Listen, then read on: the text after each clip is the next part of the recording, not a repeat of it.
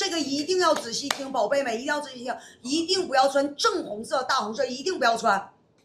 我告诉你，今年你如果因为天火也旺，地火也旺，如果你要穿正红色、大红色，如果你要是穿正红色、大红色，你会招小人的，你会招小人、吸小人的，明白吗？吸戾气的，明白吗？不要。所以说，你可以穿一些粉红色呀，然后那个玫红色呀，然后反正就是稍微带点红的，但是千万不能正红，千万不要一点点也不可以。一点点可以，但是主色就比如说我里面的这一个就是全是正红，不可以。OK， 明白。不管你是不是本命年的啊，都不要穿内衣内裤，不要穿正红。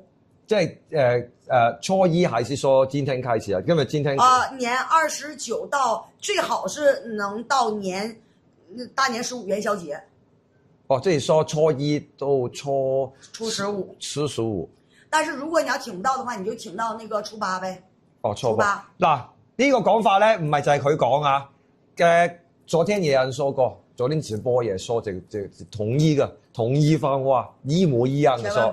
千萬不要。連底褲都唔好着紅啊！千萬不要。係啊，做嘢就唔好着紅啦，都係嗰句啦。千祈唔好以為大紅大紫，千祈唔好着紅啊！